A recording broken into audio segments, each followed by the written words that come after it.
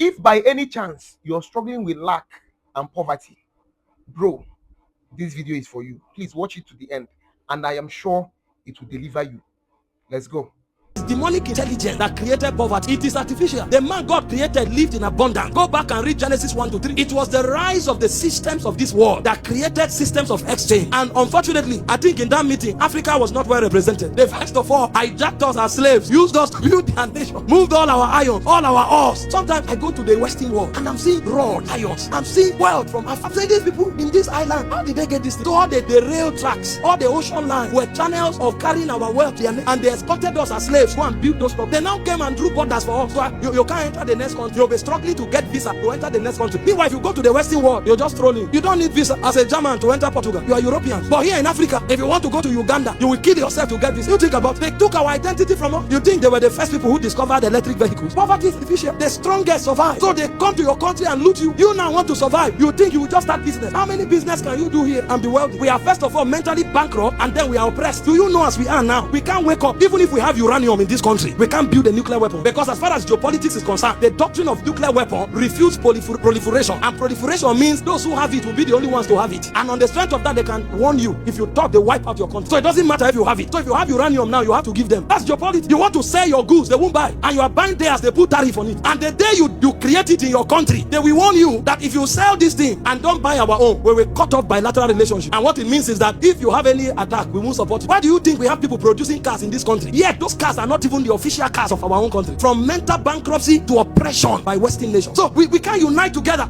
I'm fighting the other person because I say we are not the same tribe, but we are in the same country under the same oppression. Imagine if the river in Onitsha is dredged. Do you know how it will open up international trade? So why is it not done? You are the one who is thinking, I get certificate, I'll be okay. There are powers. There are powers that give favor, powers that give inspiration, powers that cause lines to fall in pleasant places, powers that bring destiny connections. I'm not saying the power will make money appear in your account. No, God can do it, but that's not his method. But when that power is activated in your life, it will put a favor on you. Even your enemies will align with you. It will give you inspiration. Where people see problem, you will see opportunity. It will cause the lines to fall in pleasant places for you. Where others fail, you will go and succeed. It will cause you to have to connect with the right people. You will enter discussions that will open doors that merit would not have done in 10 years. Go and read about Israel. They were in Egypt for over 400 years and they were slaves, but the Bible says God gave them favor. Exodus 12:36. And in one day they became more wealthy than they ever had in 400 years. It's a power. That's why Deuteronomy 8:18 said, you shall remember the Lord your God. It is him that giveth the power to get wealth. So the devil will fight you at individual level. He will fight you at national level. He will fight you at intercontinental level. There's no business you do in Africa here that you have the same advantage as somebody doing the same business in America. First, from mental bankruptcy, because this slave thing, the chains have gone, but the mind is still enslaved. Then from wickedness, we hate ourselves. Then from the continuous oppression of the Western world. So if you are here, you need power. That power will give you favor. It will open doors. It will connect you to the right people. It will give you inspiration so that you can hack the system. Those who make it here, they hack the system. They hack it.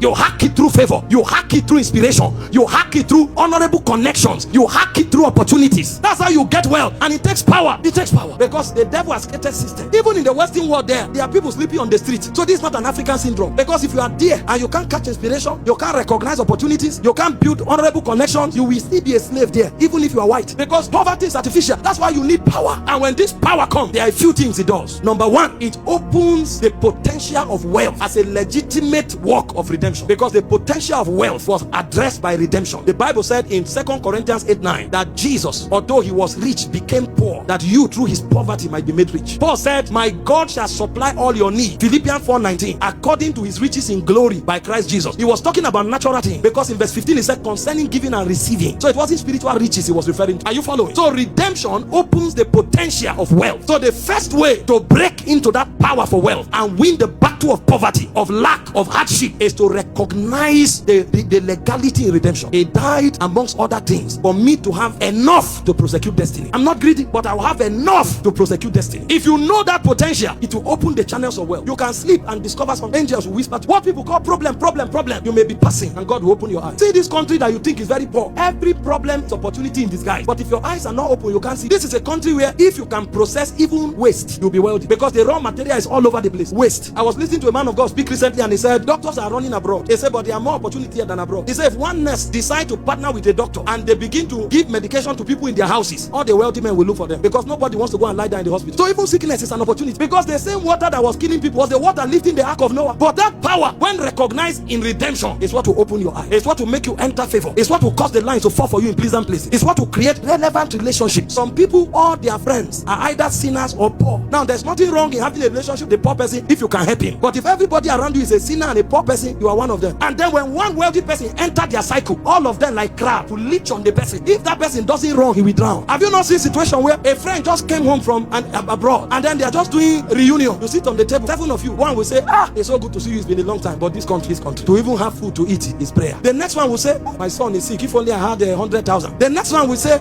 there's a business I wanted to start, if somebody can give me 2 million. All of them will already put pressure on you to bring. Nobody will say, Kai, welcome, it's good to see you, and be happy and go home. You will know that you are in a web of crabs. They will soon drown you. So you will see that person will say, Kai, man, hey guys, so let's connect tomorrow. Tomorrow will never come. You will call, you will see number busy, he has blocked you. You don't have sense. Oh God, the thing is real. Poverty is killing people. That's why part of redemptive provision is for you to get wealth, either through inspiration or through favor or through connection or through lines falling for you in pleasant places. But it's a potential, so that while you are walking, because you will never come to a place where you won't walk. The gospel does not teach laziness. Paul said, him that told shall steal no more, but walk with his hand, so that he will have to give. While you are walking, your walk will be favored, your walk will be blessed, because redemption provided for you. When you do that, then you go to the second level. The second level is a disposition of seeking first the kingdom. Matthew 6:33. No matter how wealthy you become, don't allow your wealth or your business take you from God. Otherwise, you will take yourself from covering. And when the wolves come, the devil doesn't come every day, but there is an evil day. It may be once in 5 years, it may be once in 10 years. When he comes, whether it will be destruction or testimony, depends on where you are standing. I've taught you before, every testimony was meant to be destruction. It's because God turned it around that it became testimony. But Jesus said the insurance for living in sufficiency is to seek the kingdom first. Matthew 6:33. Seek ye first the kingdom of God and his righteousness, all other things shall be added to you. The devil will fight your relationship with God. That's why you see that some people, you find them praying, fasting until they hit their first 10 million. Prayer program suddenly becomes a difficult place to come to, because the devil will fight to disconnect you. Maintain your relationship with God. Keep advancing God's kingdom with your expertise, your time, your energy, and your resources. Seek first the kingdom. He said all other things shall be added to you. Number 3, how do you press into this thing? Be given to diligent practice. Diligent and wise practice of whatever God put in your hand. The Bible said in Isaiah 1:19, he will bless the works of your hand. So if you have no work in your hand, you can never become wealthy. Proverbs 10:4, he said, he becometh poor that dealeth with a slack hand. He said, but the hand of the diligent maketh rich. So everybody who will break out of lack must work hard, work smart, and work under grace. Get something doing. If you don't have a job, create one. I watched a video recently that touched my soul. The guy just went to the street and looked for people who were good. He will just sit and beg somebody for $1 or $2. I've not eaten. When you give him, he will now give you something little. And he kept doing it. After a while, people started seeing it and started supporting. Money started coming. All he had was a phone camera and a lapel mic. And he created his own job. Today, he's giving houses to beggars. This media age, you can't say you don't have what to do. Sit in your parlor. That phone that you used to watch pornography, delete it, put it in front of you. That's talking something wise. At least your views alone can generate $50,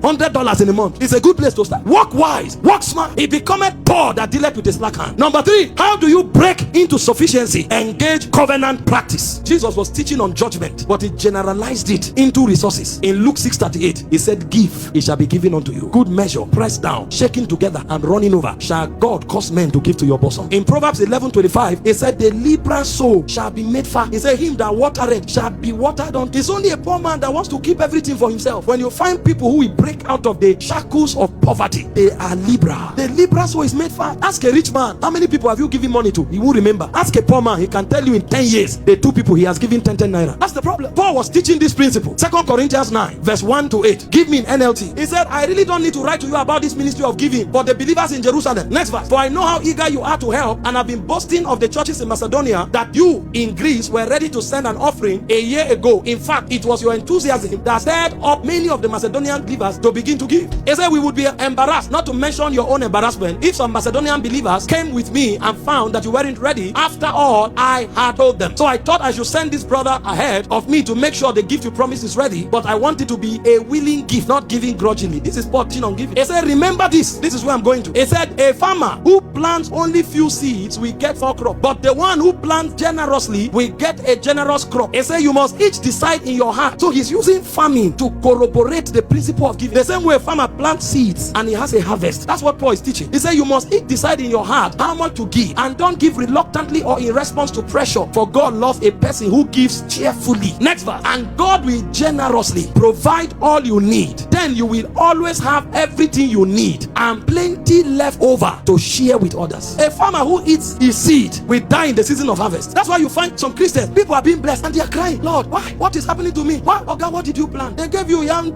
tubers to plant. You ate it, you fried it, you roasted it. You are in the season of harvest. You are expecting yam to appear. From where? But there's a realm of leftovers. So no matter how Satan fights, there are people who will always have leftovers. They are blessed and too blessed to keep. So they have enough leftover to give to others. I will never live on the leftover of others. Me too, I will walk in abundance. Covenant practice is what makes it happen. Finally, prophecy. If you want to live in abundance, don't keep quiet. Talk, talk, talk. Dry bones can become a great army. Talk, talk, talk. The problem with us is that we are always talking negative.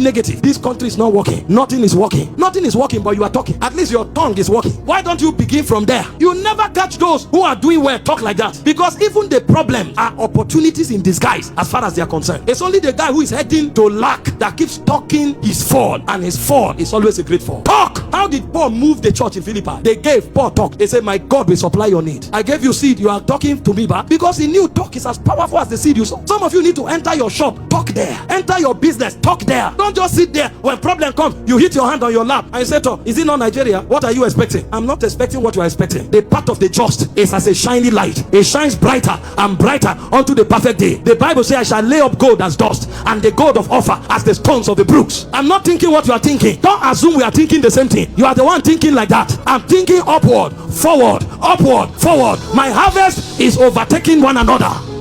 My harvest is like a gusher. It's like a fountain. It doesn't drop. Look at what Amos 9:13 said. He said one thing is on the heap of the other. He said it's like a fountain gushing with fresh wine. He said your head will spin. You will have so much abundance, you will not have where to keep it. My barn overflow. Oh God, I live in the overflowing realm of life. I may not have money in my pocket now, but it's not my bank account that defines me. I'm the one that defines my bank account. No matter how smart you are in business, if you don't know how to talk right, you will sink. And the devil is making you talk your downfall, and you think you are being pragmatic. Ogami, I don't lie you. I say things the way they are. That's why your reality is real. Your reality is what? Is real. You will suffer like this. Some of us, the Bible said, when men are cast down, we say there is a lifting up. Let no one in Zion say I'm sick. It's not because no one is sick. We talk our way into our future. Oh sir, I'm going up. I'm going higher. I'm becoming bigger. I'm becoming greater. I'm becoming mightier. I'm doing greater. I'm doing mightier. I'm going forward. I'm not retarding. I'm not falling. I'm not failing. It's upward and forward only. Check me out tomorrow. I'll be far greater than I am now. My today can never compare with my tomorrow. I know a God that lifts men. His name is called the El Shaddai. I know a God that blesses men. His name is called the El Shaddai. I know a God that provides for men. His name is called Jehovah Rofea. I know a God. I know a God that is a banner over men. I know a God that is peace unto his people. I know Shalom. I know Nisi. I know Rapha. I know Shaddai. He has too many dimensions willing to pour out. I cannot be small. He said the fig tree might not blossom. The labor of the olive may fail. There may be no sheep in the head. There may be nothing in the store. He said, but my God, I know my God is the God of my salvation. He will cause me to walk in my high places, for he has made my feet like hind feet. You know the hind is this goat that climb mountains. The foot is like spear. Everything look impossible, but it's going up. You will see a mountain, the goat is jumping and climbing. You are seeing and say, nobody can climb this. Watch the hind. Obstacles everywhere, but going up. So prosperity, sufficiency is not that all things will work well. It's that even in the midst of problems, you recognize problems as opportunity.